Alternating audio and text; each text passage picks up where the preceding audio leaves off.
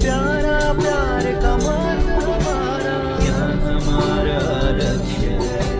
चलो एक साथ रहेंगे हम, वसुधैव कुटुम्बकम्।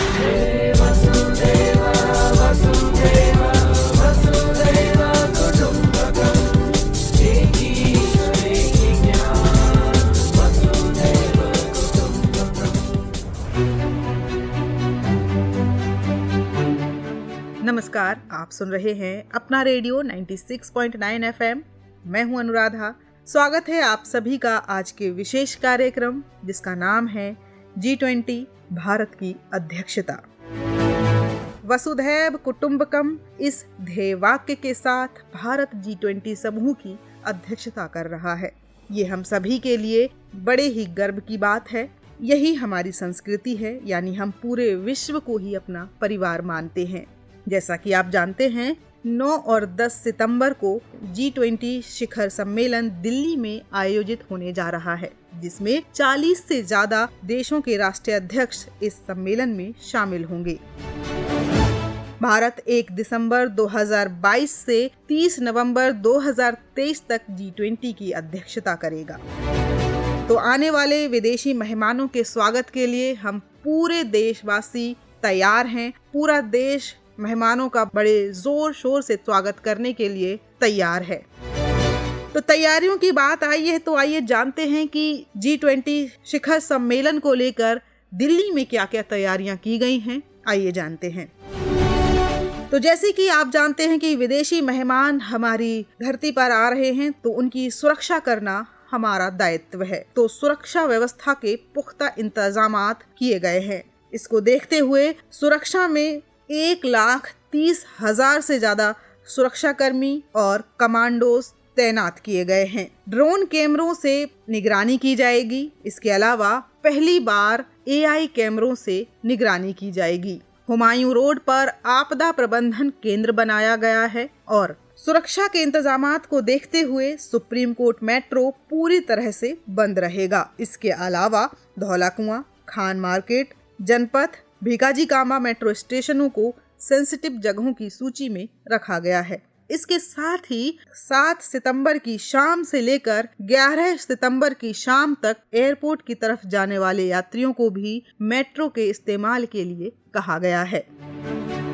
विदेशी मेहमानों के स्वागत के लिए बाजारों में विशेष तैयारियां की गई हैं। खरीदारी के लिए कई मार्केट खुले रहेंगे और उनमें विशेष सुरक्षा इंतजामात रहेंगे, जिसमें लाजपत नगर, चांदनी चौक, सदर बाजार, गांधीनगर मार्केट आदि शामिल हैं। इन बाजारों में मेहमानों को खरीदारी के लिए विशेष छूट भी दी जाएगी और साथ ही स्वागत के लिए जगह जगह होर्डिंग्स लगाए गए हैं।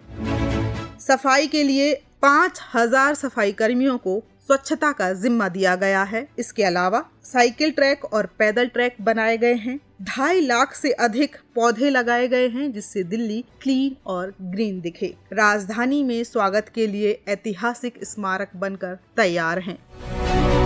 इस कार्यक्रम को देखते हुए दिल्ली के प्रमुख अस्पतालों ने पूरी क्षमता के साथ काम करना शुरू कर दिया है। डॉक्टरों की छुट्टियां रद्द कर दी हैं। डॉक्टरों को 24 घंटे उपलब्ध रहने के लिए निर्देश दे दिए हैं।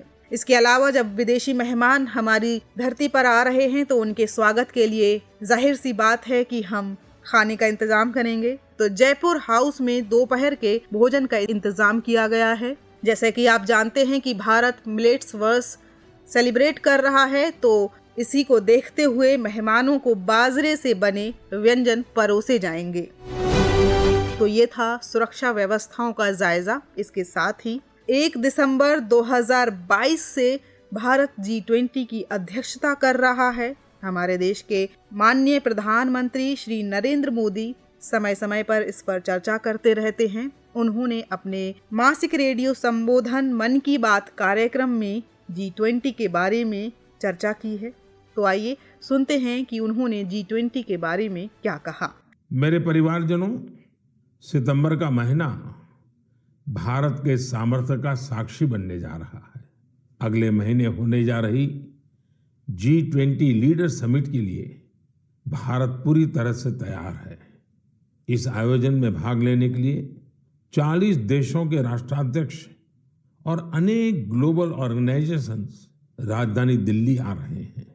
G20 समिट के इतिहास में ये अब तक की सबसे बड़ी भागीदारी होगी। अपनी प्रेसिडेंसी के दौरान भारत ने G20 को और ज्यादा इंक्लूसिव फोरम बनाया है। भारत के निमंत्रण पर ही अफ्रीकन यूनियन भी G20 से जुड़ी और अफ्रीका के लोगों की आवाज दुनिया के इस अहम प्लेटफॉर्म तक पहुंची। साथियों, पिछले साल बाली में भारत को G20 की अध्यक्षता मिलने के बाद से अब तक इतना कुछ हुआ है जो हमें गर्व से भर देता है। दिल्ली में बड़े बड़े कार्यक्रमों की परंपरा से हटकर हम इसे देश के अलग अलग शहरों में ले गए। देश के 60 शहरों में इससे जुड़ी करीब करीब 200 बैठकों का आयोजन किया गया। G20 डेलीगेट्स जहां भी गए वहां लोगों ने गर्मजोशी से उनका स्वागत किया। ये डेलीगेट्स हमारे देश की डाइवर्सिटी देखकर, हमारी वाइब्रेंट डेमोक्रेसी देखकर बहुत ही प्रभावित हुए। उन्हें ये भी एहसास हुआ कि भारत में कितनी सारी संभावनाएं हैं। साथियों, G20 की हमारी प्रेसिडेंसी पीपल्स प्रेसिडेंसी है, जिसमें जन भागीदारी की भावना सबसे आगे है। G20 के जो 11 एंगेजमेंट ग्रुप्स थे, उनमें एकेडेमिया, सिविल सोसाइटी, युवा, महिलाएं, हमारे सांसद, एंटरप्रेन्योर्स और अर्बन एडमिनिस्ट्रेशन से जुड़े लोगों ने अहम भूमिका निभाई। इसे लेकर देश भर में जो आयोजन हो रहे हैं, उनसे किसी न किसी रूप से 1.5 करोड़ से अधिक लोग जुड़े हैं। जन भागीदारी की हमारी इस कोशिश में एक ही नहीं बल्कि दो विश्व रिकॉर्ड भी बन गए हैं।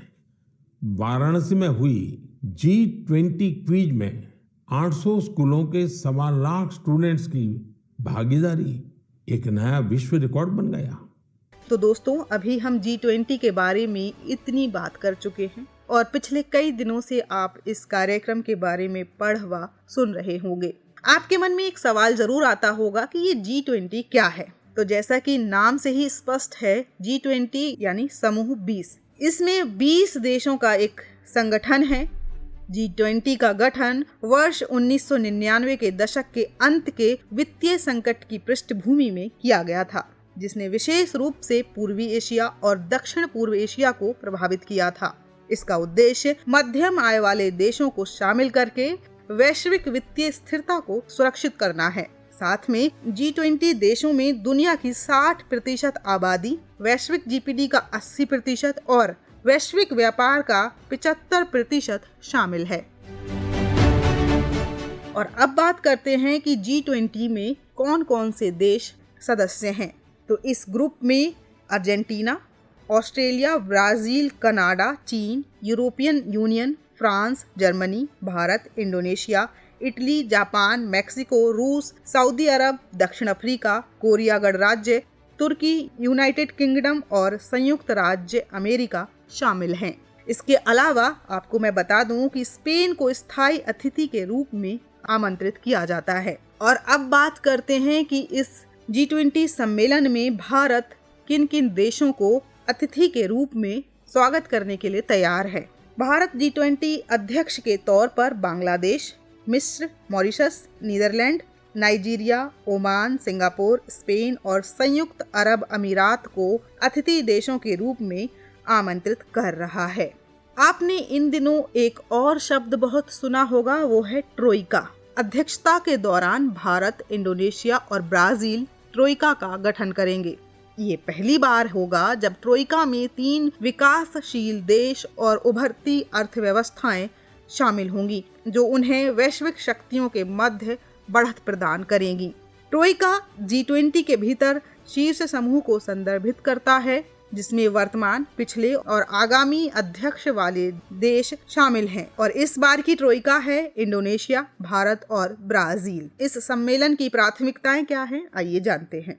समावेशी, न्यायसंगत और सतत विकास, पर्यावरण के लिए जीवन शैली, महिला सशक्तिकरण, स्वास्थ्य, कृषि और शिक्षा से लेकर वाणिज्य तक के क्षेत्रों में डिजिटल, सार्वजनिक अवसंरचना एवं तकनीक सक्षम विकास, कौशल मानचित्रण, संस्कृति और पर्यटन, जलवायु वित्त पोषण, चक्रीय अर्थव्यवस्था, वैश्विक खाद्य सुरक्षा, ऊर्जा सुरक्षा, ग्रीन हाइड्रोजन, आपदा जोखिम में कमी तथा अनुकूलन, विकासात्मक सहयोग, आर्थिक अपराध के विरुद्ध लड़ाई और बहुपक्षीय सुधार इस सम्मेलन की प्राथमिकताएं होंगी।